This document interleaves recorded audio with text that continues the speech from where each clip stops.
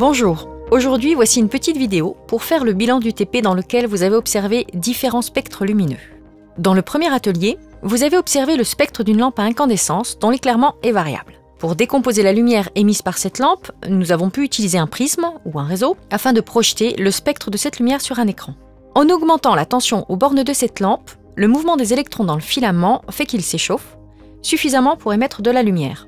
Lorsque l'éclairement est faible, la lumière apparaît orangée, le spectre est alors composé de radiations lumineuses rouges et jaunes. En augmentant l'éclairement, le filament s'échauffe encore, la lumière émise apparaît alors plus jaune et le spectre s'enrichit en lumière verte. À la température permettant d'obtenir l'éclairage prévu, la lumière obtenue est alors blanche et le spectre est composé de toutes les radiations lumineuses visibles, c'est-à-dire dont la longueur d'onde est comprise entre 400 et 800 nanomètres. Conclusion, la lumière émise par une lampe à incandescence en fonctionnement normal est une lumière blanche, composée de toutes les radiations lumineuses visibles. Le spectre de cette lumière est un spectre continu de lumière blanche. Si la température du filament décroît, ce spectre s'appauvrit en lumière bleue, puis verte. Si la température du filament croît, ce spectre s'enrichit en lumière verte, puis bleue. Dans un deuxième atelier, vous avez observé le spectre d'une lampe à vapeur de sodium. Cette lampe émet une lumière orange, telle qu'on peut voir en éclairage public sur le bord de certaines routes. En décomposant cette lumière avec un prisme, on observe à l'œil nu qu'une seule raie orangée dans le spectre. On pourrait alors dire que cette lumière est monochromatique. Son spectre est un spectre de raies d'émission ou un spectre d'émission de raies. On peut dire les deux. Si vous avez observé ce spectre avec un spectroscope en vision directe et que vous vous êtes placé bien près de la lampe, vous avez peut-être pu voir qu'en fait, il y a deux raies oranges très proches l'une de l'autre, et aussi d'autres raies dans le spectre, mais qu'elles sont beaucoup moins lumineuses que la double raie orange. Conclusion, la lumière émise par une lampe à vapeur de sodium est une lumière orange, quasi monochromatique.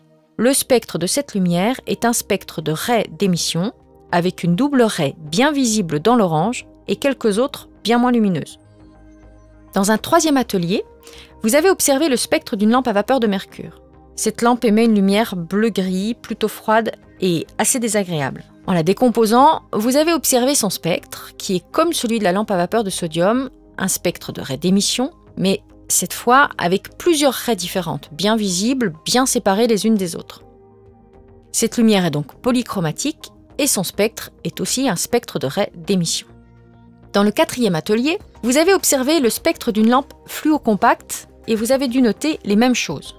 Sauf que les raies étaient beaucoup plus nombreuses et que le spectre était notamment plus riche en radiations de grande longueur d'onde, c'est-à-dire dans le domaine du rouge, ce qui donne une lumière plus chaude, plus proche d'une lumière blanche.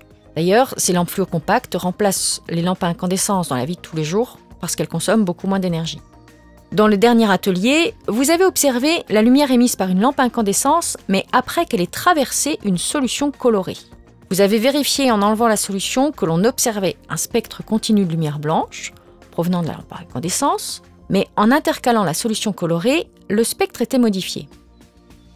Par exemple, avec une solution violette de permanganate de potassium, le spectre obtenu n'était plus complet, il présentait une large bande sombre dans le domaine des lumières vertes. Cela signifie que les radiations rouges et bleues traversent sans problème la solution, mais que les radiations vertes ne la traversent pas, donc sont absorbées par la solution. Le spectre obtenu est un spectre de bande d'absorption qui sera caractéristique de la solution colorante. Par exemple, lorsque vous avez remplacé le permanganate de potassium par du sirop de menthe, le spectre était aussi un spectre de bande d'absorption, mais cette fois-ci, les radiations absorbées étaient les radiations bleues et rouges. Le spectre obtenu ne contenait plus que les radiations vertes et un peu de jaune. Conclusion, lorsqu'une lumière traverse une solution colorée, certaines radiations sont absorbées, le spectre obtenu est un spectre de bande d'absorption, caractéristique de la substance colorée. Voilà, nous avons fait le tour de vos observations en TP. À bientôt!